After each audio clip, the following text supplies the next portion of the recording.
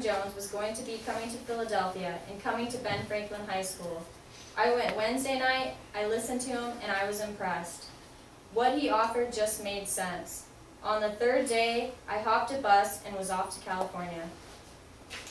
A family member of a temple said, I told Edith, my wife, if you follow Jimmy to California, you're crazy. So what did Jimmy do? But he took her to a psychiatrist and sent me a certified letter that she is of sound mind. She is not crazy. He had a reason with everyone to have his way. Pathos was also a big part of his persuasive and inspirational speech. He played on the fact that this was a huge movement, and at the time, people were very emotional. Reverend Garrett Day said Jim Jones was breaking ground in race relation at a time when the ground was still pretty hard. Another member stated that the 60s brought a time of great optimism, a belief that social movement could change the world. With assassinations such as Martin Luther King, Malcolm X, and Kennedy, it gave a feeling of hopelessness. The message of the People's Temple was, no, the dream is still alive. His charisma, dedication, and emotional attachment to his cause and commanding speaking presence earned him political respect. Vernon Gosney of the People's Temple states, if you need a demonstration, Jim Jones would show up with a force of people of all ages, all races, on time, who were tailor-made for a political rally. It was a politician's birthday cake. Another witness states, when Vice President Walter Mondale came to San Francisco, Jones was part of his entourage on a private jet. Also, when Rosalind Carter came, he got a private show. Jim Jones had political power that few people, let alone preachers, could have imagined. Now that we've told you how Jim Jones used his speaking skills to captivate his audiences, we will tell you why Jim Jones inspired us.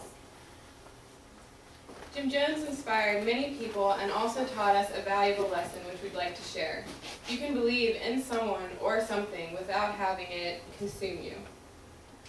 Jim Jones created an organization that truly believed in him. The followers were willing to give up their lives for him and what he preached. Jim Jones had total control of his followers. He convinced them not to talk with one another and not to trust anyone but him. He also convinced them he had healing powers by holding fake healing sessions. He would even use public humiliation to punish them by spanking, slapping, or even stripping them in public. These horrible things actually did not weaken their faith in him. Jones began having health problems and started taking pills, which made him increasingly more paranoid. When one of his churches burned down, he swore that people were out to get him. He tried to persuade a reporter who was going to publish about his abuse, and to no avail, the person still published it.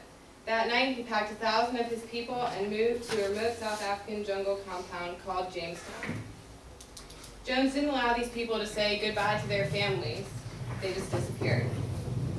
In Jonestown, they built a beautiful compound with plants they grew, houses they built, and a child care facility and a nursing facility.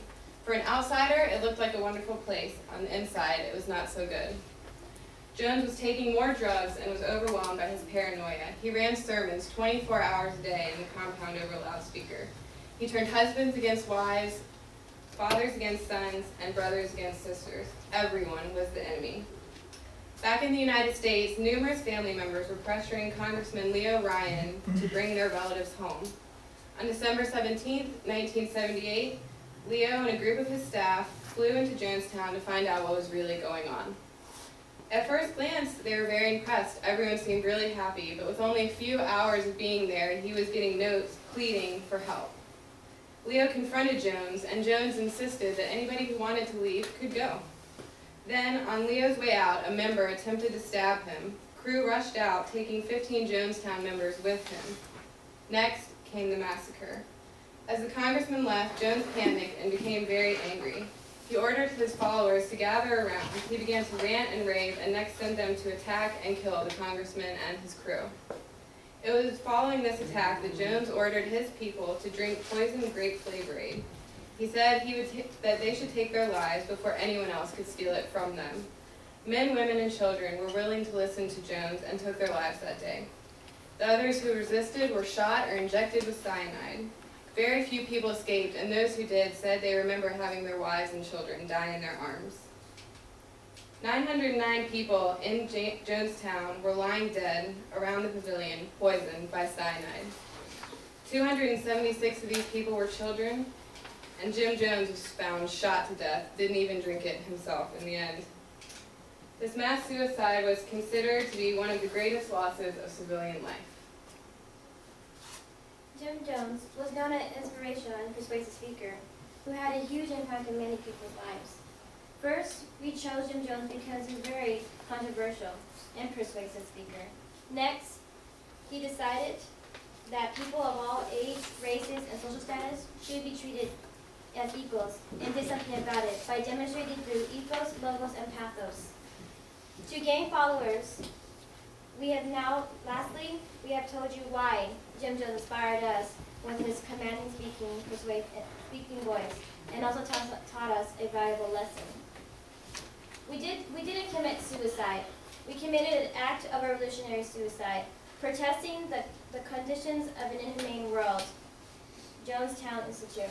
Jim Jones spoke these words to 1,000 people before they drank the poison, and became part of the largest mass suicide in history. Jim Jones inspired many to fight for what they believed in. He showed that they could be part of something bigger. Many people believe that People's Temple could have been what Jesus says if Jones didn't lose it. Jim Jones' story showed us that we need to remain individuals. Always use logos. And when we make decisions, we need to know what is right and what is wrong. You can respect someone in what they believe in, but you need to have your own. You need to be your own person, and you have to live with your own consequences of your decisions.